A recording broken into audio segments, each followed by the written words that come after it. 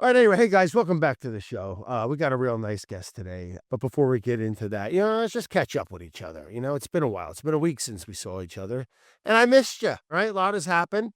I wish you can, you could tell me about your day. But actually, you can. You can go ahead and send me any of your thoughts, concerns, questions, ideas, philosophies, political points of views, just about anything, okay? To layitonbradleone@gmail.com. Tell me where you're calling from. You can even send a video. Hell, I highly encourage it. I like seeing who's talking to me because usually I'm just talking to myself here. But you guys have been great. Thanks for calling in, man. And go ahead, leave us. Again, send anything you want to layitonbradleone@gmail.com. We check every single one, okay?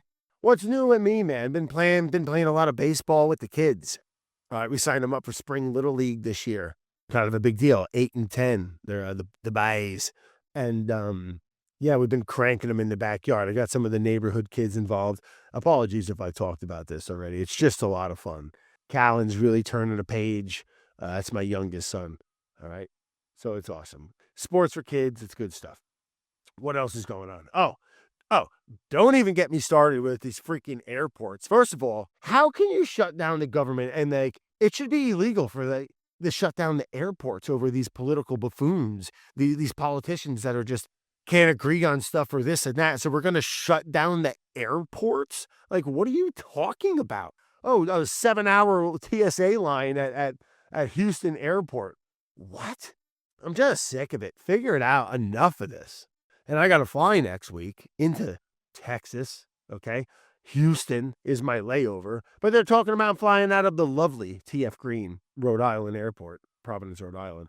Well, I believe it's like Warwick or anywho, one of the best. And they're talking about having to shut down because they're like, what are we going to do? No one's working. They shut down the TSA. Like, what are we supposed to do? Have the janitor do it? I'm sure he'd probably do great. But that's not the point. Oh, fire it up today, Brad. Yeah, we should be. This is getting just out of control, man. Heading down to Texas to meet up with a gentleman, JT Van Zant. Really great guy down there fly fishing on the coast of Texas. Redfish, chasing the redfish. We're flying into Corpus Christi. Hopefully there's no freaking problems over there. A little smaller. Houston's quite the hub. And it's like New York and all these other big ones. All of a sudden, Newark, New Jersey, the people, the TSA, there must be some of the most miserable people enough. And now you're like, oh, come in, we're not going to pay you. Good luck with that shit. They're not Dylan is coming to the goddamn airport. Promise you that. Oh, mother of God. You know what else pisses me off? I got this 2-stroke engine. Sorry for all you listening to the podcast. But yeah, I got a 2-stroke engine, a Yami outboard. I love it. It's a real love-hate relationship. But once it's up and running, she runs great. But you know what? I have a hard time getting it going sometimes, and I'm getting pissed off. I don't know shit about shit. I've been watching some YouTube videos. I got 2-stroke Johnny and the Rusty Nuts down there working on it. I bought her off him. I got to draw. He's my mechanic. He's great. I might make a video out of him this year, of local legends. But he's great. I got it off him. The thing's solid. I mean, it runs. It's probably indestructible. But I'm a little dim, and I don't know how to. Probably just got to open up the carburetor and blah blah blah. Hit it with some. I don't fucking know. What are we talking about, for God's sakes? Local Legends. All right, my travel YouTube show that's coming out. Season 4. That's coming out. Season 4. I can't believe we made 3 seasons already. Rapping. That's that JT Van Zant down in Texas. That's the last one of season 3. But yeah, the idea of shooting some more, I'm excited about too. I want to suck it in a little bit. All right. That's a weird way to describe it, but I want to shoot some more local stuff, little run and gun. I remember season 1, episode 1, Local Legends, is with this gentleman, Jeff, Brackish Outfitters, fly guy up in Cape Cod. And we were chasing some sea-run brook trout in the spring. And it was the best. All right. It was the first time me and my camera guy, old Bill Ponderosa, shot together. He didn't know his dick from his elbow that day, but we shot one of the best things we ever made. And just one guy and a camera. Okay, boom, let's get in the cracks. We didn't disrupt the fish. We didn't disrupt Jeff. Things worked. Long story short, excited to fool around. I got a lot of freaking cool ideas. All right. I got a cool website. I think it's bradleone.com. I got a bunch of merch on there, some cool stuff, some hats, some sweatshirts. All right, little Yeti water bottle. I got some cool new art coming out. We're doing this new line. I got this new clothing line I'm going to drop. dropping this new, you guys are the first to freaking hear about it right here. Exclusive. And it's called Glorious Funk. And I got this cool dude I met at an event, actually, up in Island Creek Oyster. Really cool guy, Cam. Shout out to Cam. Whatever, I forget his last name, but he's a rad dude. And and he drew up these cool stuff. It's basically like Grateful Dead kind of theme, like old, like bear and skeleton, like playing baseball. We got one like playing hockey and like they're fighting and stuff, and just little biscuits of fun peppered throughout it. There's a bear at a diner, and it's just Glorious Funk's going to be the brand. So we'll see how it goes. We'll be sharing that soon. I'm excited for it. You always want to make something. I was struggling with what to call. I didn't want to just sell merch like, Brad. What the fuck is that? Pardon my French, kids. But I needed to come up with a name, and old Cam, man, Killer Cam, up in Massachusetts. He's a good boy. I don't really know him that well, but he's a good boy. Killer Cam drawing up some good stuff. So hopefully we continue to do that. And he came up with the name. So gotta love that. Gotta love Cam. But you know what I've really been enjoying lately? I got out of it for a little bit and I'm back. Oh, baby, we're back. Pounds of Epsom salt. Okay, I've been putting Epsom salt in. I got this hot tub, this wooden-fired hot tub. And I get it real hot, 112 degrees Fahrenheit. I put kilos of Epsom salt in it. Sometimes I put some rosemary in there. Ooh, it's nice. All right, I might do that a little later today, too. It's a pain in the butt, the wood stuff, but, it's nice. Anyway, enough of me yapping, for God's sakes. Let's open up the lines here. Let's take a couple calls. All right, first call today. Who we got? Yo, Brad, hold on, let's just take a break for a second. I kind of can't stand like when people start a sentence with yo. My friend does it. We're all local. Yo, Brad. I guess whatever, Brad. Shut up. I'm a 26-year-old from Weymouth, Massachusetts, South Shore, baby. I've been throwing a DIY music festival, Dungeon Fest, with my friends for the past 5 years. All right, this year we're taking it public and we're doing this for the real deal. Super exciting and daunting at the same time. Yeah, I bet, bud. You got a lot going on now. My question for you, sir, is if you were in charge of throwing a nice outdoor music festival in a park, what fun things would you have dotting the grounds? I want to know what the peak Bradleone Music Festival experience is. LOL, laughing out loud. Thanks, homie. Keep being you. Hope to see you at the Dungeon Fest in September. Yeah, maybe, bud. September is a great month, John. Good time to pick it, bud. You get it. Yeah, I mean, you're gonna want to deal with a lot there, bud. You're gonna want some food. You're gonna want some bathrooms. Okay, you're gonna want some libations. Is that the word they use for alcohol these days? You're gonna want some food and beverage. Okay, and I think that's for sure. People are gonna be dancing. And I know you're outside, but you're going public now, bud. You can't just have Tommy and Sally, pissing behind the pole. I don't know. I mean, you can. The Dungeon Fest. Old Dungeon Fest. Wonder what kind of music you got going on here, bud. All kinds of stuff, or well, then you should do it in a park, bud. My here we go. This is not really what you're asking for, but this is what I'm going to give you. What I would recommend doing is ditch this whole outdoor park festival in a park. That ain't it for Dungeon Fest. Dungeon Fest 2026, dude. I want to be going to some fucking nasty like warehouse. I don't know, somewhere. I guess Boston. Who the hell wants to go there? I'm just kidding. All right, get over yourself, you pricks. And yeah, I guess a dungeon. Nothing about like a park on a sunny day makes me scream Dungeon Fest. Get some Dungeness crab or something. Now we're talking. But that's a West Coast thing, babe. John, I'm a little confused, but yeah, maybe some seating. People like seating, somewhere to put their food down. Not to be an old man about it, but people do like seating. Make sure it's not too muddy. Yeah, but Dungeon Fest, I recommend go for the warehouse. All right, I want it to be a little sketchy, but good luck, man. Maybe I'd love to check it out. So good luck with that, and I'll keep an eye out for Dungeon. Everyone, check out Dungeon Fest 2026 up there in Massachusetts. Rock and roll, man. Well, thanks for calling in, John. And yeah, talk to you all soon. All right, we got our next guest today, ladies and gentlemen, calling in from beautiful Canada. Okay, this one, she's a character from what I hear. Never met her, heard a lot about her. Let's give a nice warm welcome for Michelle Rabin.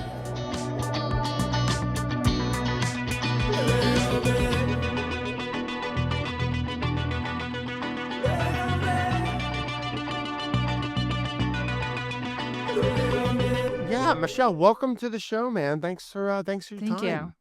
Yeah, no, thank you for having me. Well, heck yeah, man. So where you calling in from? You up in Toronto, is it correct? Yeah, that's where I am. You That's born where I and raised live. there by any chance? Yeah, just north of the city. But, I've been here in this house for almost 10 years and in this neighborhood for almost 20. So Wait, you've been I don't where really, this whole time? Can you just say house again? like, That was I live incredible. in That was the house. strongest. No, when you said it naturally, I've never heard anyone say that such a strong Canadian I'm accent. disgusting. I'm embarrassed. I've been in this house, I It's said. amazing. God bless you. Heck yeah, I've never been to Toronto, man, and everyone's always saying how great it Yeah, is. that's And crazy. Well, I can't believe you haven't come. yeah, I You're not even that far, right? no, not at all. In the world of airplanes and automobiles, it's not a bad one. Mm, mm. Yeah. Well, So come what's on up. going on with you today? So you're born in Toronto, outside of Toronto, Yeah. right outside the city, and Yeah. moved there what after high school type of deal, college. Yeah, I went to school on the East Coast in Halifax and then, moved back here and hung out now I've been hanging out in the West End of Toronto for, close to 2 decades. We'll get into what you're doing now and how I came across you, Yeah. and a very active career in the culinary media universe of sorts. But college, was that something that you went to school for? What you ended up doing, or like you go for like No. communications No, or I like? had I think I was late to puberty. And then I also think that like something was wrong with my brain where like I just like didn't know who I was until I was maybe like 25 or 26. Wait, hold on. We And can't. so We gotta hit pause for a second. We'll come back to late to puberty. Is this like a? Is this a? Is this your opinion, or is this like you were like? What do you mean late? Like how no, late? Like 20? You said 25? like no. I went through Late puberty bloomer. before that. But yeah, I was a late bloomer and then also I just feel like I didn't have like strong opinions about who I was or what I wanted to do until I had graduated university and knew exactly what I didn't want to do. But I grew up in a neighborhood where everyone kind of went to university or college and everyone was like becoming like doctors and lawyers and very white collar professional endeavors. Sure. And I thought that that's what I had to do.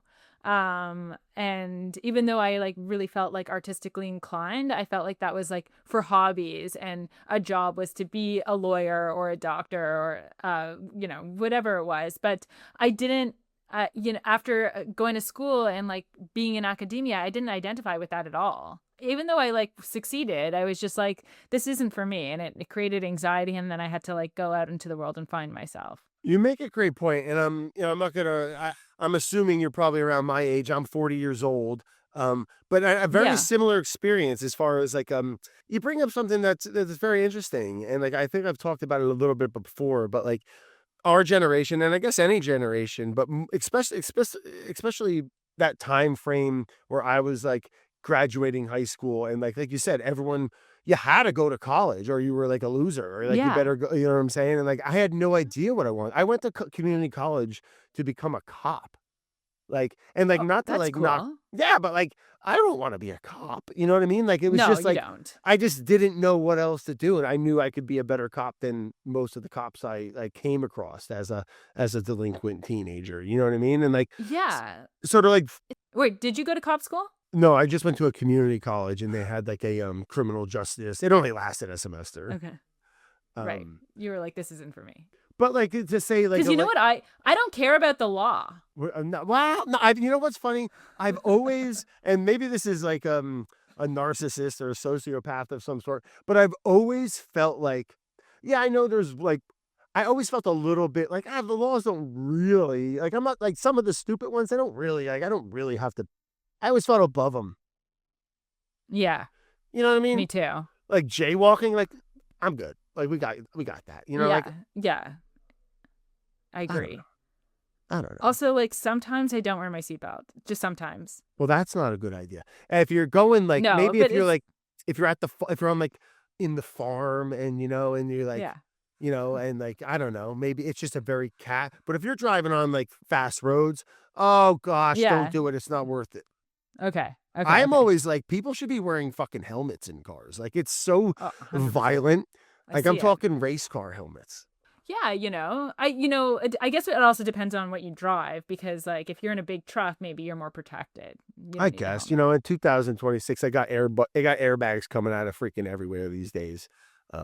Really Yeah, that's incredible. But true. driving is just so violent, and I got kids these It days, and is. it's It like, is. and I think it is. It's just so scary. It also ignites a lot of rage in a lot of people. Like I Well, that's see, people very calm and then they get behind the wheel and they're a completely different human. yeah. Yeah, Well, or because just it's like because your yelling and life's on the swearing. line. It's Yeah, also so. when people give me the finger, I just like can't believe that like that's society. That like you're going to swear at me, you don't even know me. Does Like that that's happen a lot, like Michelle? I'm not the greatest driver, but like, Hey. I've come out unscathed. I've just like in my life there's no room for rudeness. I agree, man. And we should all live by that a little bit better. Everyone can calm the fuck down. This day and age, this political Oh, climate, everyone can just oh my calm God. down a little. Yeah, everyone needs to be a little bit kinder.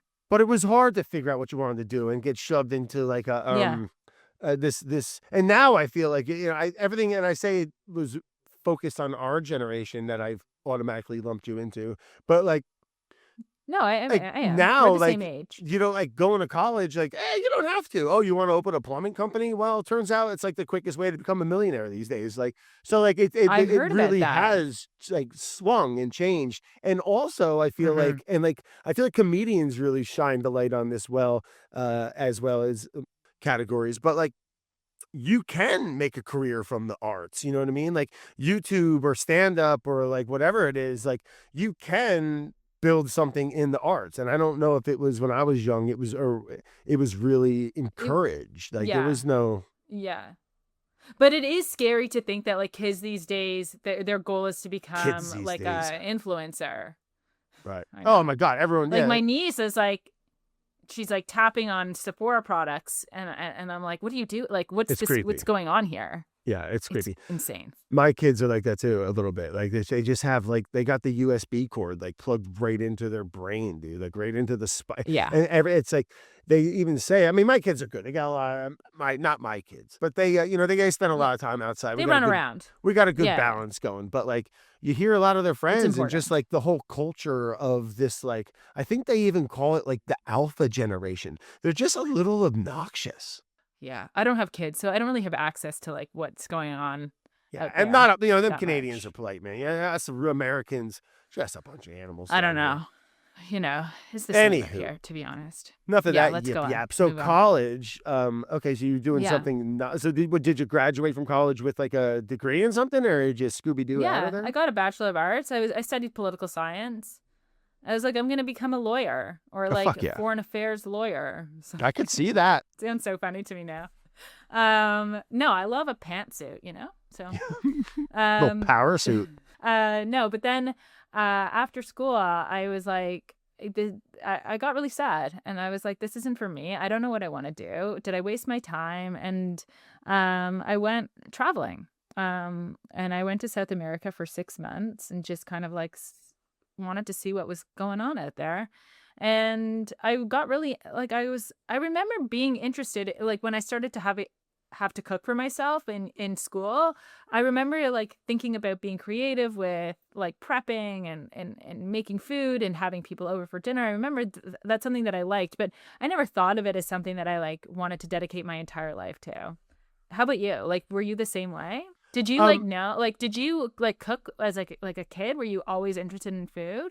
I mean, yeah, in hindsight, like it was never the idea of like becoming like, oh, I wasn't like making pancakes or a sandwich and being like, I want to open a restaurant. Like I just liked eating, Yeah, and like I kind yeah, of geeked out. yeah, for sure. Like I just like food and I did like the process a little bit, of cooking and Mm-hmm. just the independence of Mm-hmm. it. And I guess, subconsciously, probably a little bit of the creative outlet. And so I think I was more like super into like how things like a good, like a proper tomato or like a bell pepper, like things that people say they hate all the time. But like, have you ever had like one that like was picked perfectly? Like they're unbelievable. Like, It's true. It does make a huge difference. You know, we had my grandparents had a garden growing up, and my like grandmother like made pickles, and they cooked all the time, and it really did change the way I thought about food as well.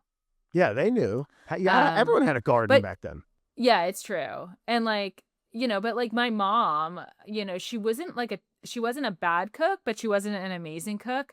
And so like I think that when you're fed and you never really have to think about what you're eating in a way that makes you curious about what else is out there, or like inspired by what your parents are doing, you're kind of like left at this middle line where you're like, well, you know, it is like this is just food. And that's Mm. kind of why I didn't really get curious until I had to cook for myself. Yeah. Well, cooking for yourself is a beautiful thing. And like just doing it, like you said, at college. But then when you graduated college, was it like, were you trying to go at that point? Were you still like, well, you said you took some time and traveled, right? I was like, maybe I'm going to be a painter or like a ceramicist. Like I was like, I need to work with my hands, and I knew that for sure. But when I started going to the markets in South America, I was like so inspired about like what people were doing with ingredients that I had never seen, and what the produce looked like out there. And I was like, wow, this is a whole world that I never really thought about for myself. And when I came back, I enrolled in culinary school. Mm. Oh, amazing. In Toronto? Yeah. I Who- dropped out.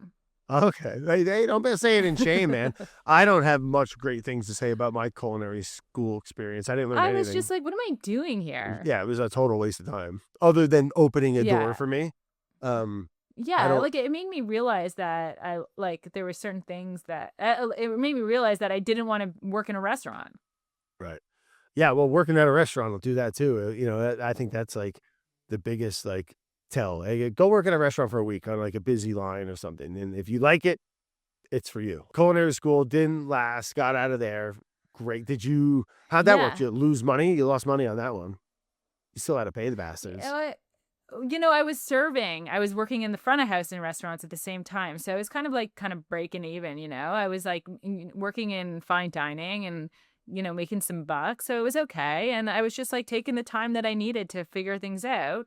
But at that time, I was like, when I was working in the front of house, I was curious about what was going on, but you know, back there. And I would like peek over and say, like, how'd you do that? Or what was going on? And I ended up, secret dinner clubs were like, in their height at that time, like back in 2015 or 13. Do you remember? Sure, Where like absolutely. people New would York have these had like secret dinner parties. And I ended up like helping like chefs like plate and serve the dinners. And that's where I started to learn a lot of how to cook and like how to cook for groups of people. And I met this one guy who ran a test kitchen for like this big like meat brand up in Canada, and he was like, "Do you want to work in the test kitchen?" And I thought that was such a cool job, like testing and developing recipes. And I started freelancing there a couple times a week, and it was great. It made me I learned so much about, you know, the recipe development and testing world. I There's get the vibe you'd a be a Mac. good recipe tester. Well, is it because I read the PDF on how to do this Yeah, podcast? for sure. Because You were that's on not really like time. me. You seem squared away. And that's like, cause like just cooking and, working in a test kitchen myself for a bunch of years, like it's definitely different, like it's not, Yeah. you're testing a product A to Z that someone that I always like to say that like mom in Ohio can open and consistently get a product, at the end, it needs to work. I just think about the people out there that, like, for example, that are making the recipes that I post online. And I think about after them going out and buying the ingredients and then spending the time and getting excited. And then for it to not work out would just kill me. Like, it would make me hate myself knowing that like someone was excited about something that I did and then it didn't work out for them. And the other night, like I posted this cookie recipe like a couple weeks ago, and this woman wrote to me and she's like, "Your cookies are like pancakes. They're so flat." And I was like, "Oh my God." I woke up at like 6 in the morning and like baked a new batch just to see if she was right. What was? Anyways, I was relieved to hear that I was relieved to see that the cookies were perfect and that whatever she did something wrong. But What do you think she the did level wrong? of care She that probably I have. forgot something. Well, no, like I ran it through. I was like, did you let them rest? Did you use a scale? Right. Did like what kind of like all these things, just so I could like get to the right variable of like what could have gone wrong for her. I was like, is your oven calibrated? Right. And then I was like, forget you, Yeah. Well, no, you can. But kudos to you for for caring, right? So working at this test kitchen, that seemed like a pretty good job. Yeah. Yeah, it was good. Like it at that point, you're like kind of like climbing this ladder of things that makes you feel like you're getting closer to the thing, and that makes you feel good. Well, what's the thing? And so, it's nebulous. I think that.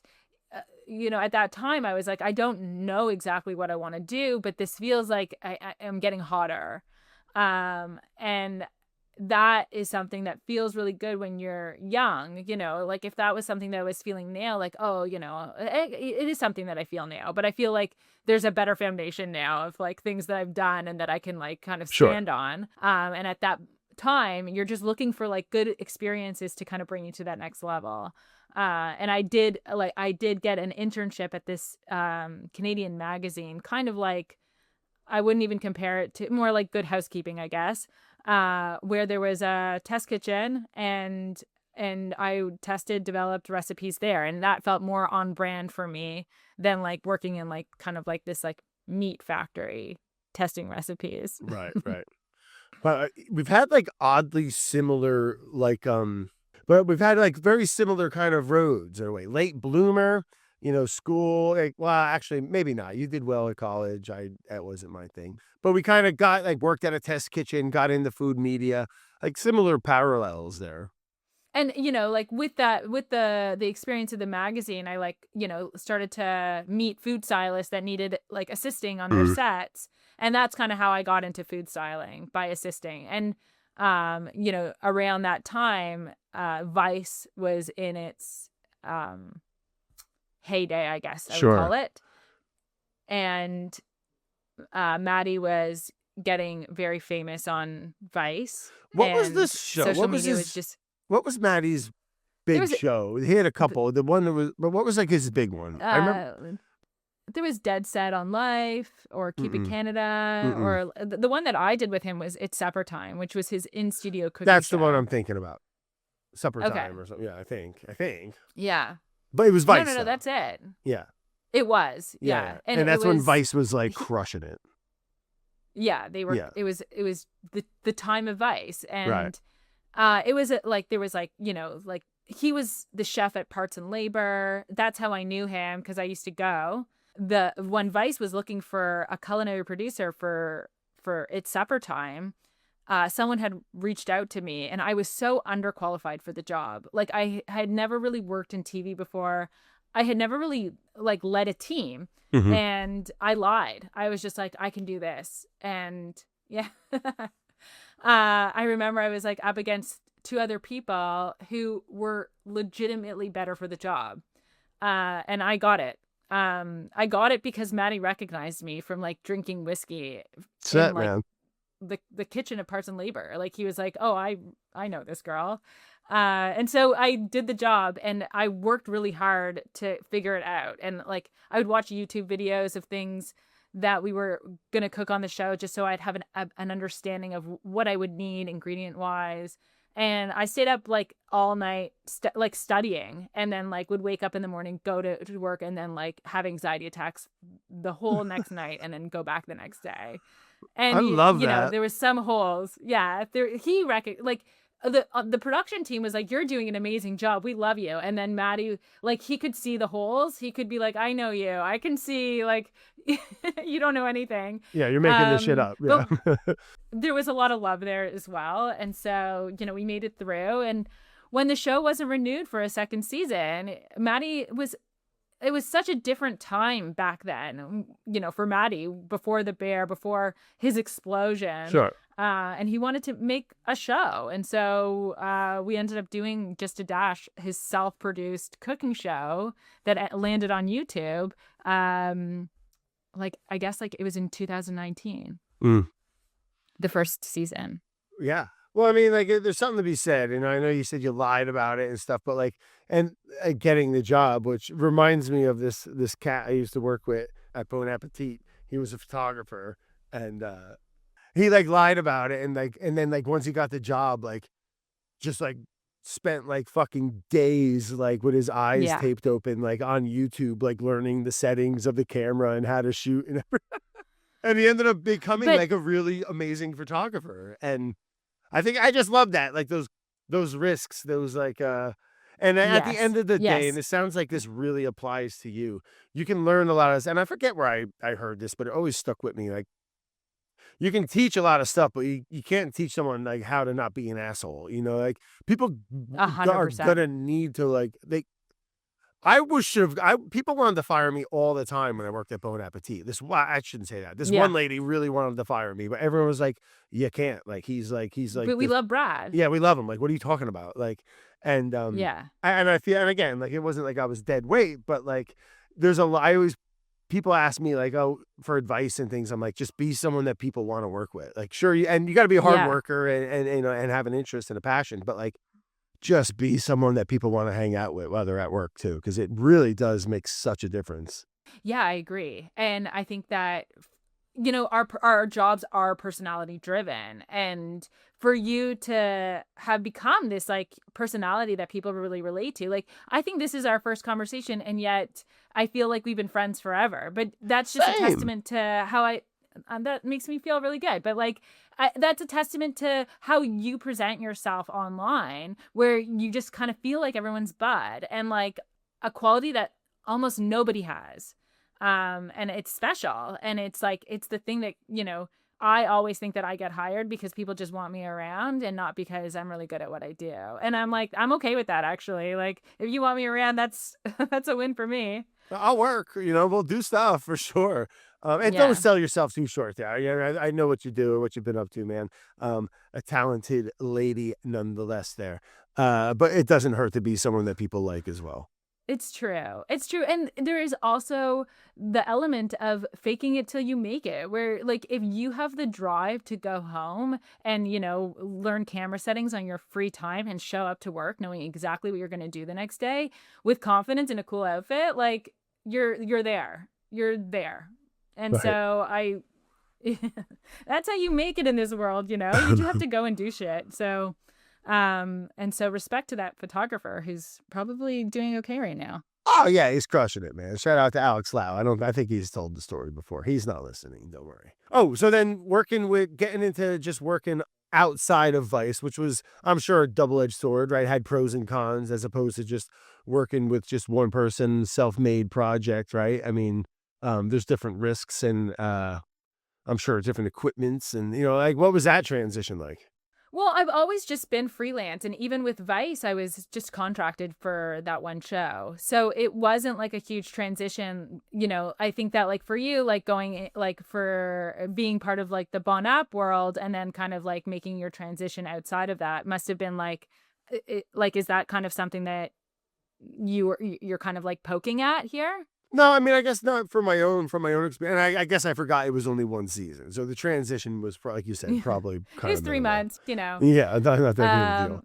But, you know, I think that navigating a freelance world where, you know, there's culinary production, food styling, recipe development, the next thing is sometimes not, it's very far away. And I've gone into periods where I'm like, I don't have a job. Right. I don't know what I'm doing. And there's some periods where I'm so busy and I'm like, I could start a whole empire now. Right. And it's ebb and flow, and I don't really know where to put myself. And so, you know, I have to set myself up for kind of slow periods and busy periods, and then just ride the waves when I can. And it's still like that. Like every month it's something completely different. And, you know, the beautiful thing about my life and my job is I don't know who's going to email me today Yeah. to be like, hey, do you want to do this thing? And I'm like, absolutely, I want to do that thing. Or Yeah. 100% no. Yeah, the freelance world, right? And it's a big part of the world for a lot of people, right? But it is. It's like every Especially month or now. every year is like a miracle and a surprise. And like, you make a really cool point there. Like, you never know what's gonna come. Every year, you never know what's gonna happen, which is kind of neat. But I Yeah. wanted to ask you a little bit too. So, styling, getting the show started with Matty. And he's been Yeah. shooting for a while now. You got some chops in styling and production and stuff. And Matty's a complete psychopath. So, like, how was starting a show with Matty? Is, I guess, what I should ask.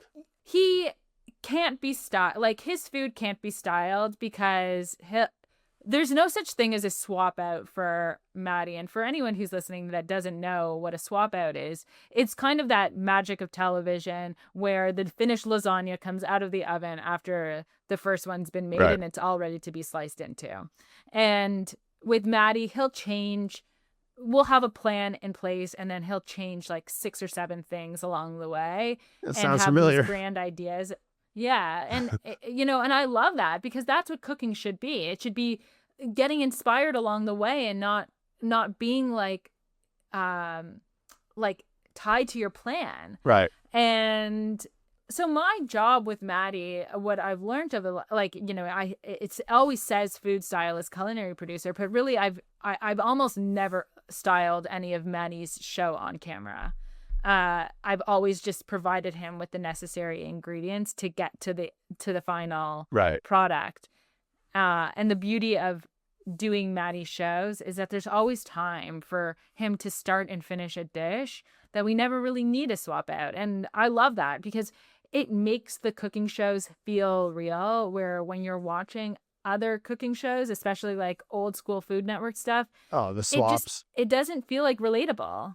It's so plastic. It was so fake. And I always struggled with that as well. Like, when you're cooking at home, I always said, like, people are going to have a very different experience than just everything going perfect and looking, the rosemary sprigs and the orange slice. It's like, it's had its moment. And I'm glad the pendulum has swung back to a little bit more of real cooking. Me too.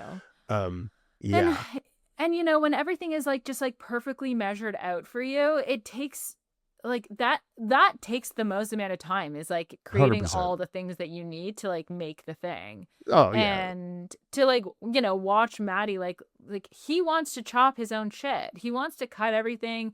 He wants to make it his. And I respect him as a chef because his food is delicious and it looks good, and he made it like from start to finish. Right, sure.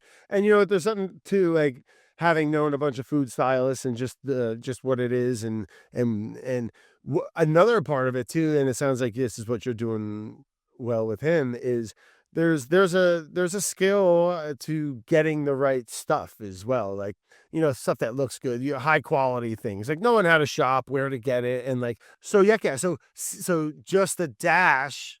You guys doing that season 1 YouTube? I remember it coming out, just home run derbies. But you were on it, weren't you? Season 2. I don't think we called so. you. Man, I don't know if I was on it. He might have FaceTimed me or something silly. Yeah. That's what I mean. Oh, That's yeah. you on it. How many seasons now? If you went in the So linear? it's 3. Okay. 3 seasons, and have you watched season 3 yet? I don't. Oh my God, what are you doing? Why are we even talking? I'm sorry. No, well, we can talk about it. No one cares about my opinion, but why? Tell me about it. No, I do. Okay. Also, I just want to say that I remember when Matty FaceTimed you during season 2, and I was like, oh my God, it's Brad. I was like, that's very kind. I was like starstruck. Well, that allure has certainly faded, but thank you, man. No. And it's awesome. I do remember that. He was a hero of mine. He was like, I remember before I ever got into like media, I think I was like interning at Bon Appetit at the time, and like watching TV and being like, man, Matty, like if I was going to make a cooking show, I'd want to kind of like, he was an inspiration, and I guess subconsciously in a way, right? Of just like, just be yourself, just cook normal. But you guys, like the noodling, like you guys made a legendary, iconic thing that will live on forever. Like, I still watch it from time to time if I need to It was laugh. so I'm like, fun.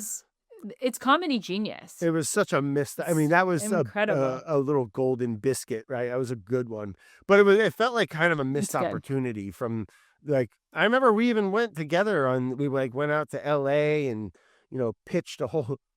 I'm sure you've been in a couple pitch meetings with Matty, but he was out of his mind in these pitch meetings. It was the funniest thing I ever heard in my life. But we went like trying to like sell like the concept around this noodle and Yeah. like Brett going and doing like these uncomfortable things. And I thought it would have been such a good show. Oh, Um I would have watched it for sure. yeah, man. But it was a blast. The noodling thing was insane. I wish you were there. It was the most Me too. sloppy, crazy, like Yeah, I would have production. freaked out. I could never. I It could was never do terrifying. that. Yeah, Matty almost died. You I seemed so comfortable. It was Kudos fun, to man. you. But yeah, it was an awesome video, and it was like just a really cool thing to be a part of. But and then getting Yeah. into season 3, right, which is like Matty Yeah. he did the bear and stuff, which was cool. He was a busy boy for a Yeah. bunch of years, right? There was a bit of a gap between 2 and 3, if I'm not mistaken. Yeah, big time. Yeah, big time. And there was even a gap between filming season 3 and it airing. I think it was a year and a half. So we shot in 2024, Oh wow. and it just came out this past January and on Netflix. So that was like a big jump too, because it's no longer a YouTube show. It's all 3 seasons can be viewed on Netflix. Oh, cool. So they had the back library Licensed. of it as we had licensed Yeah. the back. That's awesome. So season Yeah. 3 must have been quite a different experience, right? I mean, now you got a different budget, a different production. Did the team Yeah. grow? I would say that, the people that carried the weight in the first 2 seasons did the same kind of legwork in the 3rd season. And then we just had a little bit more support Right. outside of that. And then Ricky from The Bear, Maddie's friend Ricky, joined us in season 3. So he was an on-camera like He's a character friend, in the I show. would say. He's Yeah. just hanging out. I mean, Is he a food we're all guy? ourselves. Is he a food He's guy? not. Oh, okay. Just a bud. No, he's mostly just like a guy. Okay, he's just a guy. And I saw the trailer. I And I hope saw he some. listens. I saw some clips. He's not. Don't worry. I saw some clips and some stuff Yeah. like that. It seems like it was like I mean, I gotta go ahead and watch it. That's for sure. Apologies for not. Yeah. You do. It is larger than life. It's ridiculous. Over the top. It's over the top, but I think that I've gone down deep into the web to see what people are saying about the show, and there's people that miss that old like kitchen energy where it's just Matty behind the counter, and then Right. there's people that are so thrilled that This we is took awesome, it and we yeah. went far with it. Yeah. But when I think about you and Matty doing the noodling thing, and I think about Just a Dash 3, there's not that many ways you can reinvent a cooking show these Right. days. For sure. It's so hard to reinvent the wheel of something that's been done for so many generations, and for the most part, a cooking show is Sorry. In every angle too, No. right? It's like you can have your cooking, like what me and Matty kind of do. You can have your, $10 burger versus $1,000, all these like gamified, Yeah. reinvented fucking craziness. Sorry, Yeah. what were you saying? That's exactly what I'm saying. To think of a concept where we could take a cooking show on the road and make it make sense. I will say in quotations because it doesn't. For people to come along the ride with us is something that I think is genius. We did reinvent the wheel of a cooking show, and it's incredible. No, tell me what you mean, idea- because tell me what you mean by where you. So what's the show about? historically, You season were on 1 the road? Yeah, so season 1 and 2 take place in Maddie's kitchen. You'll the kitchen. Huh? And between season 2 and 3, that kitchen was renovated and it doesn't exist anymore. And not only that, but previous seasons, what we would do is we would overtake his house. So Trish and his kids would leave and go to an Airbnb, and we would occupy the house and like destroy it. Like a Yeah, production nightmare. it's just like it's just dirty, and it's hard on anywhere that you're filming. And so, things were just not put back. And so after season 2 we filmed, she was like, this is never happening again. And honestly, I agree with her. I would never let people into my house to film like we'd filmed. Right. And so we knew that kind of going in, that we weren't going to be filming in the house. And so, in the first episode, we do show up with the plan to kind of just infiltrate and film. And she's like, no. And we're like, oh man, like, she's like, none of you are coming into the house. Fuck yeah. And so we have to kind of find a creative way of making this cooking show. And so we hop into Matty's RV, and the second episode is us cooking in an RV. And then we use career day at a school to make an episode where Matty's in front of the kids in the class, and he's, cooking something. Now, how's that work? You got to get was it a real classroom, or you had to get everyone's parents to sign off on it? And I'm sure Netflix handled that, or? No, because Netflix wasn't a part of it. We had no okay. idea that the show was going to be licensed to Netflix until it was. We were making a show for YouTube. And Oh, sorry. Excuse me. Like I said, it was a little dim. Michelle, so you guys made season 3 with this whole intention of bringing it on the road in a van. Like, the production didn't change at all. And then you guys licensed it after you shot the entire season. That's right. Was there an intent and a hope too? Like, everything felt so stupid during filming that I was like, this will never be a Netflix show. I was definitely skeptical. I think Matty had high hopes. He was just like, we could do anything. And that's the beauty of Matty too, is that his eternal optimism is like, this is going to be or hubris maybe. Right. But so Matty was like, this is going to be a never. He was into the over the top crazy. I mean, it was just, this came from Matty's brain a bit.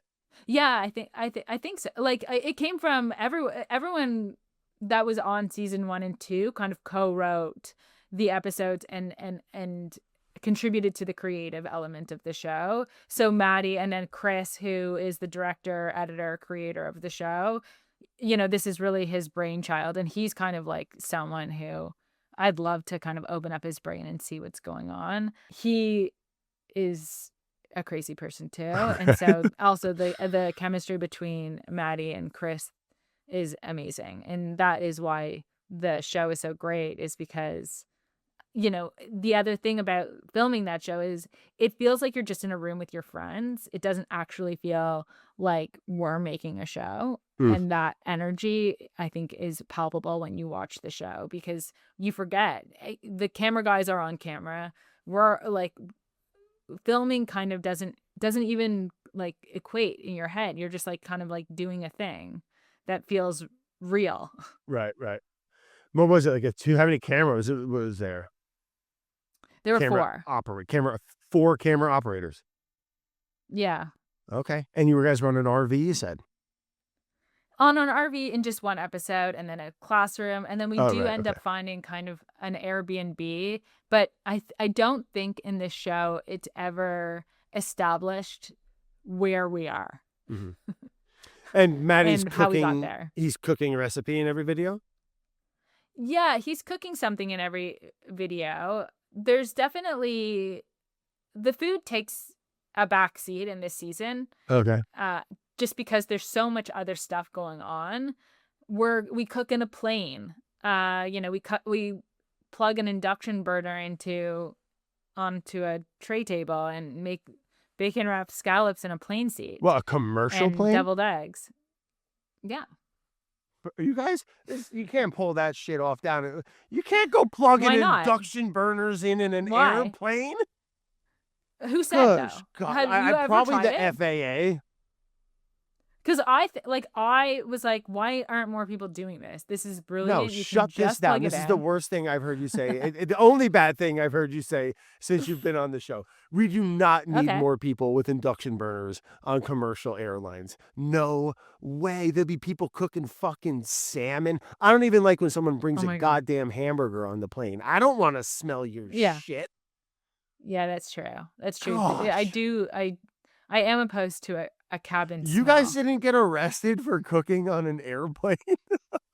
That's the craziest Oh, we thing should I've have been ever heard. arrested. We almost got arrested because I had to blend a sauce in a gas station. That's not the word. That's not that bad. No, it wasn't that bad.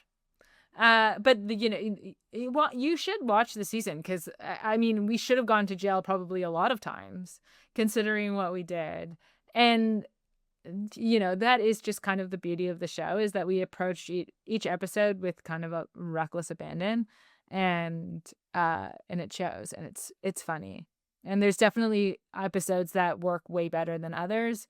And everyone has their favorite, but each person that I speak to, they're like, oh, I loved episode 3 or 5 or whatever, and I love hearing what episode speaks to different people.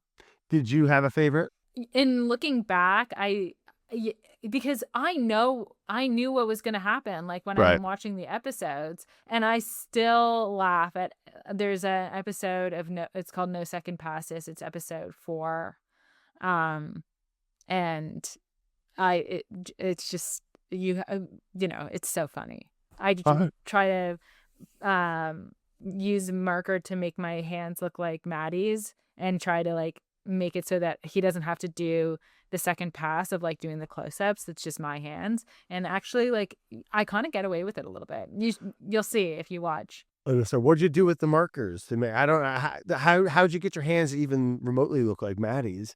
I imagine he's got like they don't 10 bratwursts. Yes, and mine are like abnormally small for like my size. So you have tiny hands? I don't really.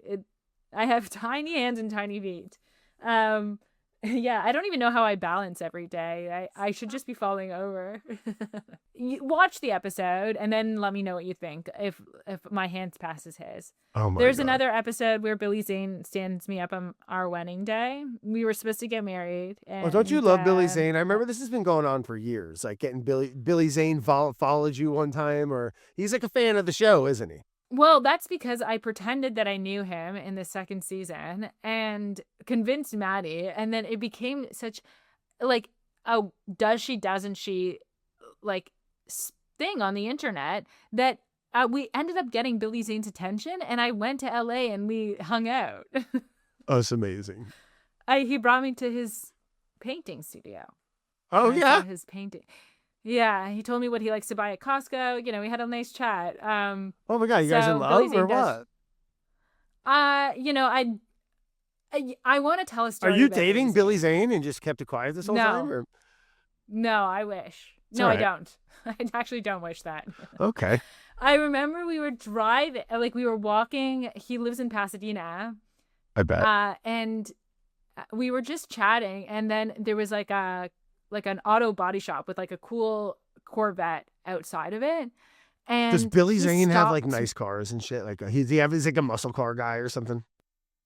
I'm not sure because I didn't see. We just walked, so I didn't see. Okay, sorry. Carry on. He takes out his phone and takes a selfie with the car, and I get out of the frame. Just out of nowhere, he was random. Like, hold on 1 second. Yeah, and I was like, oh, do you want me to take a picture of you with the car? And he was like, no. So, and then we just continued walking. So he just wanted a selfie with the car, and I live with that moment because I think it's the amazing. Weirdest thing I've ever heard. There's no time in my life when I would ever do that, and so I love that he does. No, can you imagine? Hey, to each their own, man. As long as you ain't hurting nobody, I guess it could be worse, Billy. Judge free. Yeah. Must have been a nice guy. Yeah. So is he a good painter? Yeah, he's. I think that's what he's doing with most of his time these days. He's he's like Bob Dylan artist. now. Yeah. He's like Jim Carrey, Bob Dylan. You make a bunch of money and then you're just like, fuck it. I'm going to buy a. Yeah, you know what? I kind of. He wears the hats and the glasses, If I came across a bunch of money and was just like, oh, I'm fucking retired, I don't have to give you about shit, I would be so good at it, Michelle. Yeah, I would. Be, I think you would. I would be such a great rich person. Oh my God, I would be so good at being very wealthy. It's out of control. Yeah, I'm like, I would just fly under the radar. Mm-hmm. I would just stay at nice hotels.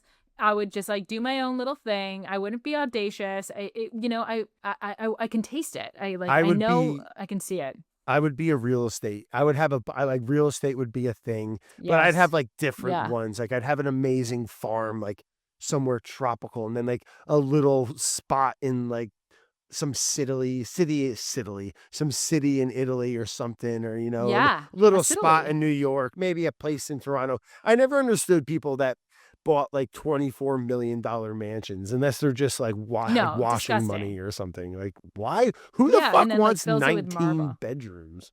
It's so unnecessary. Just get like a cute little cabin somewhere cool. That's what Go happens hang when out there. people who are not late bloomers and cool like us become Yeah, millionaires. They do stupid shit like that. I know. You And it's can't like buy taste, I've Michelle. never You can't you buy can't. taste. You can't buy class. You can't. You can't. You I've probably never can. flown first class.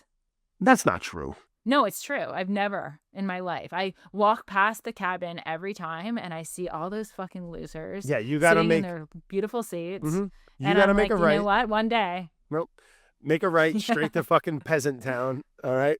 Don't Yeah. even Where look the at them. plebs go to die. And, Yep, you it know, smells we have to bad cook our own food back there. on fucking It's induction disgusting. burners. All right. Someone's eating a People are Wendy's. barefoot. Disgusting. Yeah. Picking their fucking toenails. It's You want to know what I it's a saw? lawless environment. It's disgusting. Yeah. Do What? you want do you want to know what I saw someone do on an airplane? I need to know. It was so fucking gross, Michelle.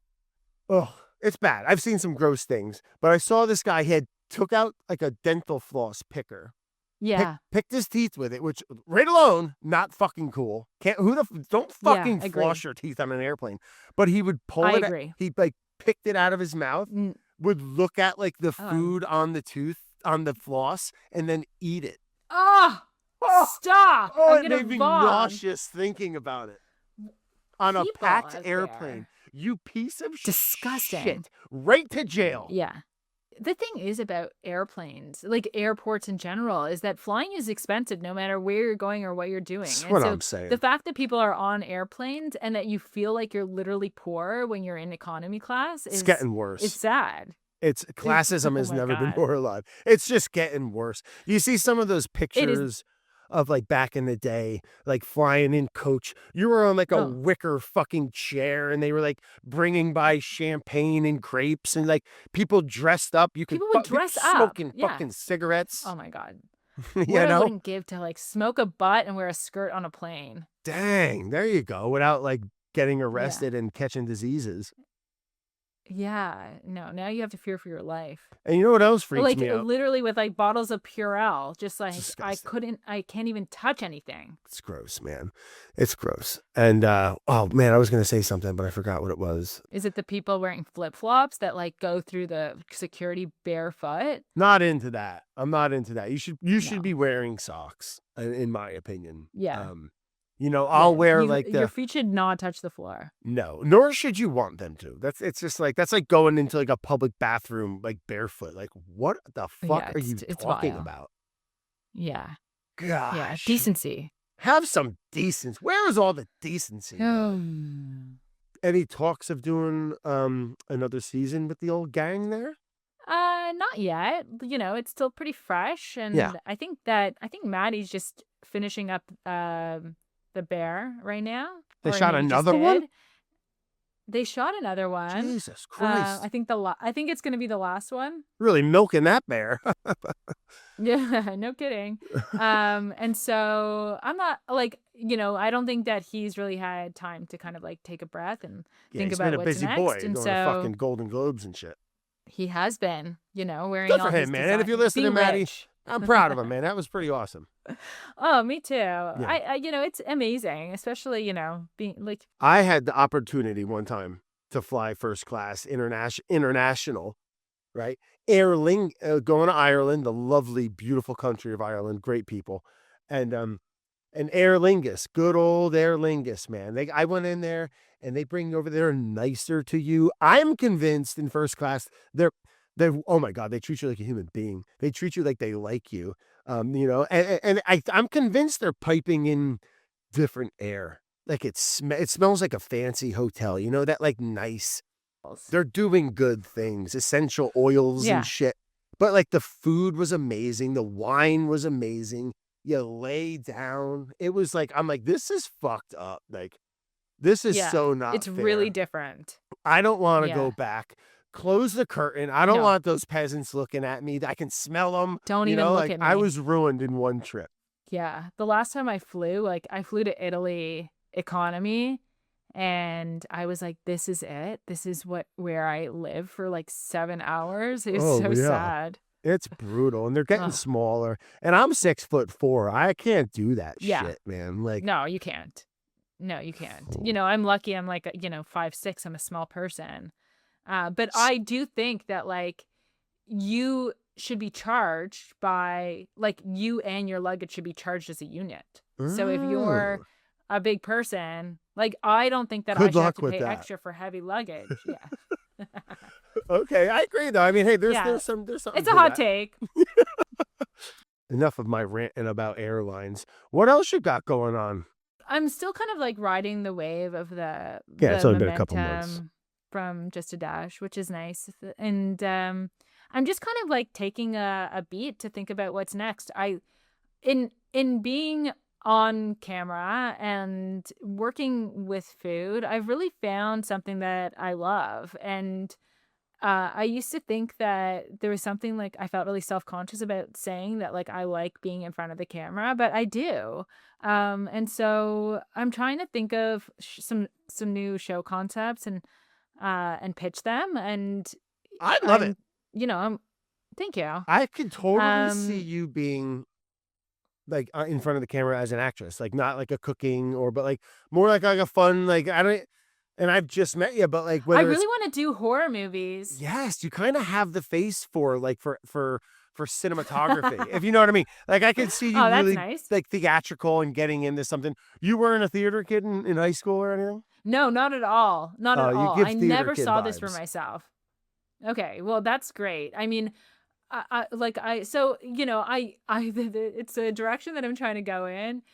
Find like in this world that I'm currently in, finding like kind of agents and managers and kind of armoring yourself with the necessary people to kind of take you to that next level. Mm. That's what I'm working on right now, which I find is actually quite difficult to navigate, and it's been a big learning curve and a process. Heck yeah. And so that's what I'm working on right now. And then I'm also, I just put out a cookbook proposal. And so I'm working on writing a cookbook as well. Oh man, heck yeah. Well, congrats, man. But hey, listen, Yeah. if you ever need someone to get murdered in one of your horror films, I'll do it for little Oh to my no God. money. You fly me out there economy, I'll fucking do it. Look, I think that we should just do it anyway. I think we should take a flight together. Yes, and film it. And I maybe we've been talking too much shit about flying. Maybe something. I'll sit in the middle. You don't have to do Okay. that to yourself. A lot of irons in the fire right now, but who knows which one will strike. And so it's just exciting to kind of think about people listening to me like that. I have like a little bit of clout now. And so that's exciting. And so, and then again, like I'm just kind of still riding that same food styling, recipe development wave and still kind of doing that same work. And so, and that's what's paying the bills. I'm working on a huge renovation of my kitchen right now. Oh gosh. And so like I need to get rich fast because I'm spending a lot of money. So expensive, right? Building Oh my and God, it's it's insane. When I worked on the kitchen studio thing that I have here, I was depressed for like months. I think it was the only time I was like actually depressed when like I started Yeah, I was getting these sad. invoices and I was like, what are you talking about? Like that's what my dad made in a year when I was little. And like that was for the month. Like, what Yeah. are you talking about? And Yeah, it's crazy. yeah, it's out of And control. also like and then identifying myself as like a marble person. I go to sleep at night and like you can't afford to be a marble person and yet this is like I'm a stick in the mud about it. I'm getting marble countertops. Big marble And that gal, means huh? that like it turns out. Wow, And it's so so and porous it is expensive. and Yeah, brittle I and it know. stains. It's Yeah. such a It's the fucking dumbest thing I've nightmare, ever Michelle. done. Why would I do this? I'm It's so not stupid. sure. It's beautiful. And maybe there's something that can put on it that locks it. But I remember it just being an absolute nightmare to me to not keep from getting stained and dirty. Yeah, it's gonna get destroyed for sure. And brittle. You like Oh well. bump it with your hip and it like fucking chips. Oh, true. Yeah, I'm gonna be badly bruised for sure. Gosh, you. Anyway, Anyway, in May. congrats on that. Good on May. Congrats on that. Good luck with the Yeah, Renos. thank you. Are you a Thank you. gardener? Do you garden at all? You know, like we the our backyard is very shady, so it doesn't have direct Mm, sunlight. So we haven't been able to kind of put a garden in, but I think we're gonna make space in the front this year, and we're gonna grow. Like I have like potted herbs and little tomato plants and things, but I think that we're gonna try going a bit bigger this year. nice. Yeah, heck yeah, yeah. Sunlight's pretty Yeah, crucial on that one. Simple stuff that just does well. You know what I mean? Like yeah. herbs are You kind of have a whole hard. bunch of property, right? Or Enough you to where just we can, like yeah, we can grow around and stuff. And been expanding that, and I love it. It's just, I mean, it's a ton of work, and like it's certainly not like saving any money necessarily all the time, but like once you get it and you learn a bunch and you can kind of like scale it a little bit, we're to a point where it's like we're thinking about getting a little like shed to like have as like a little honor system farm stand and stuff. Whatever, we just put oh, like a cute. yeah. It's just like when you have enough things, and bumper crops of things. All of a sudden, I have like 4 or 5 bushels of radishes. You can only make it Yeah. do so Or much, like zucchinis. exactly. Zucchinis grow fast. The old bumper crop. No, I love it. When I see those huts, I'm always like, even if I don't need anything, I'm always like, down to support because I'm like, that's just a nice thing. Well, that and like you never know what like old man Thompson is like. His garlic might be like fuego. Like some people might be growing some really Oh, good shit. true. Like some home farmers really Yeah. geek out. Um, I and love it's that. it's Yeah. yeah. So it is a little bit. It's like going thrifting. You never know what you're gonna find. Ugh, my true passion. Thrifting. I love it. I have Ah, like I it's get like I woke up this morning and I said to my partner, I was like, I have the urge. I have to go. it's one of the I have finer to go things. look. It's one of the finer things in life. I love it so much. I actually had the great opportunity to make an appearance on the old Antiques Roadshow just recently. I don't know if you're Whoa. familiar or not, but they're Oh, doing this am little I ever? they're doing a pilot show. They were shooting a pilot up in Maine and someone fucked up and they asked me if I wanted to be a part of it and I was like, What'd you do on the absolutely. show? So we went thrifting and then we like talked about it a little bit and they showed me around. They also were shooting up at Booth Bay. They have a new season coming out. So I got to like get Okay, I'll watch the it. little VIP pass, or I'm probably lurking in I the love it. background during something. And they let me and my wife present to one of the to two of the appraisers something that we brought from home. It didn't pan out well, Worth but anything? nah, not really. No, in Oh, fact, I kind of got gypped, but it turns out I got robbed okay. in Austin a little bit. But whatever, it's nice. I love it. Yeah, yeah, yeah. Also, just worth it to be on the show. I was with that guy Lee. I forget his last name. He's like the gray-haired, kind of older, thin guy. Yeah. Um, and it was awesome, man. Yeah, but going and Okay. antiquing, man, you find the best stuff. They don't make a I lot of this know. stuff anymore like that. You know. No. Have you ever been to Brimfield, the flea? Because you're Where not is it? far from there. Where is Brimfield, Brimfield? Massachusetts. I haven't, but I've heard about it. It's like massive, right? It's like the biggest in the Northeast or something. It's like literally the biggest in the world. What? It's the biggest flea Brimfield? market in the world. You write Yeah, this it's down. May 12th, and I'll be there if you want to What are see you me. talking about? You're going May 12th? Is this Yeah, a I date? have to. Oh, you should come. Are you I'm working? gonna go because no, I'm just gonna go. I have a wagon. I walk around all day and just collecting some shit that I don't You're need. going for funsies, Michelle? Oh, it's truly it brings me the most joy. Okay, I'm going to check that date. I'm super into it. I'll bring a goddamn wagon for sure. But it makes me think of something I've always wanted to, because you know who made a ton of money? A fucking ton of money, Michelle, doing what we love? Yeah. American Pickers. You know the show? Oh, yeah, two like dorks. I mean, even I love or them. They were storage wars. sure. That is not a saturated market. There's still so much to be done. I think like Michelle and Brad, let's make a show. All right, stay with me. Here's my elevator pitch. Me and you, we get I'm an ready. old van or something. We have guests join us along the way or something, and we go to these things. And it's about what we find, but it's also like getting into a little bit of the character development of the people at the booths. Like old man Willie with the Yeah. marbles who fucking, he can tell you how some of them are made of like, they're radioactive and women in the 40s got cancer because they used to put them in their ear to fucking, the stories that Yeah. come out of this shit is amazing. Oh my God. Here's the tagline. Yep. Brad and Michelle on a hunt, but what we find is unexpected. So I'll make the deck today. cool. You just email it to Netflix. I'm ready to sign. Oh my God, it's perfect. I already see it. Before I let you go, I just have a couple questions I always forget to ask. Before I forget here. Hey, do you have a favorite bird? Yeah, I love a cardinal. Ah, So lovely. beautiful. Did you know they say when they come to your window and they'll look, sometimes they'll even tap at the window or land in a branch and hang out. And if you see it, it's a dead relative or someone that you love. That's like apparently they can like communicate through cardinals. I do think someone dead is trying to tell me something for sure. So Through a it could be cardinal? why I like cardinals. Maybe Could be. keep an eye out for it. Are you a coffee gal? Mhm. A coffee drinker? Oh, big time. Okay, go on. Yeah. What's your how do you take your coffee? No, black. Oh, Okay, geez. black. Always. First thing in the morning, the first thing I do is I wonder how I'm going to get it in. And then I go and I make it. And then that's it. That's it for the rest of the day. Okay. Because I'm very sensitive to caffeine, but I need it to like kickstart the day. And without it, I'm lost. I couldn't even like form a sentence. No, people know, don't talk to me before it. And I get nice beans. I make a little drip and that's it. Yeah. You know what? When you get a good bean, proper, you can drinking it black's nice, you know? It is like a tea, you know? You like Yeah.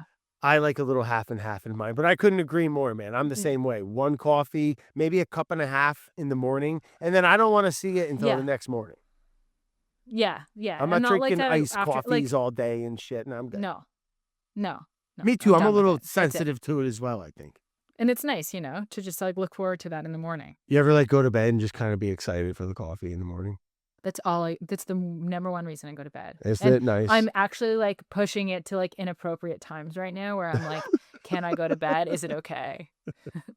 Last question. All Like- right. The gig's up. All right. It's over. What's your last Gig's up. meal? Yep. Last meal. We're gonna electrocute you tomorrow. Okay. Do you want to hear something? Yep. I don't like thinking about dying with food in my stomach, so I wouldn't Ooh, eat. you're right. It is kind of weird, actually, now that I think about it. I don't like it. So when people ask me what my last meal is, I was like, I'll starve. I'm not eating fasting. anything. I'm not having this like old, like this full gut full of like pasta, but maybe I'm having like a nice sourdough with some butter. But that's it. I like that. You know what? For the first time in my life, I guess I don't like the, because what happens then? It just like gets No, just weird sits and there. breaks down and like. Oh, no. All right, great question. Yeah. Great answer. I love that. Great. Last question, just because it's I Yeah. just thought of it. When you, Mhm. how do you want to be dealt with after death? Well, I'm Jewish, so you have to be buried. Oh, okay. Well, that wraps that up. But all right, let me dig a little deeper. Yeah, like I've never thought about anything else because that's just how I think it's gonna be. Now, do you want to be like in like this like titanium box that's sealed? Do you want to be like in like a burlap bag under a tree? Yeah, I never thought about it. I have. I like the idea. I like the idea of like being like buried. Like I just think that like death is such a weird thing, and like to deal with like your like I don't care about my body. Like I'll donate all my organs and like I maybe just like decompose. I don't even need a box. It feels like Yep. like Trapping. more environmental just to kind of like go into the dirt. You want to hear something weird that I like have a fear of, and I'll never be buried in like a tradition. Be buried alive? Well, but like a sealed casket where they're like the earth can't get in, and you're just in this like steel box, and your body just turns. What if your spirit needs to get processed back through the soil, and then when you get it's, like, buried in these trapped? caskets, your soul is trapped forever in this casket. Oh my God. Yeah, you should listen to the telepathy tapes. It's I'm podcast. familiar. Okay. Freaks me Season out. 2 is So this wasn't my question, but I want to be like in like you put me in like a pine box or like like, you know, something like they did back in the day when they didn't know Something who like you were. yeah. I want Yeah, no, earthworms to I eat my agree. body. I want to get turned Yeah, me too. back into the soil That's and how it was that's how supposed I to be. know that I'm going to become part of the process. Yes. You get Yeah. it. You get it. I want to become organic matter. Yes. Not preserved. Yeah, Like agreed. that's crazy. No. I want to die a tragic death at 80. Like, I don't think that there's any reason to live past that. I don't have kids, and I'm like, you know, I just think that we can wrap it up. Why does it have to be tragic? Well, because I'm not going to just die a natural death. I'm like, I take care of myself, and you know, it's not like I'm going to be like sick and dying at 80. So it has to be tragic because I'll have to, like, you know, get in a car accident or like But you want to get shot or fast, something. like in the head. Yeah. Yeah, like yeah, for sure, tragic, like fast. dramatic, but you don't want to be like sitting Yeah. there like, No like, suffering. you know, no suffering. No, and do not resuscitate. I don't want to like wake up and like have no legs, like just Respirator. Kill me. Yeah, that's it. At 80, like, I'm calling it. Yeah. Hey, I respect that. Yeah. It's also Michelle- part of my IRSP plan. Really? Anyway. I could talk to you forever, man. You're the best. What Yeah. an awesome guest to have on a podcast, and I cannot wait to Thank hang you. out in the lovely I know. Massachusetts. Yeah, I'm so excited too. It's going to be great. Yes, I'm actually going to be there. So let's talk. And awesome. Thank you again for your time, and we'll chat soon. This episode was produced by Brad Leone and Carolyn Gagnon in partnership with Studio 71. It was edited by Kate Brunotz with music by Harrison Menzel.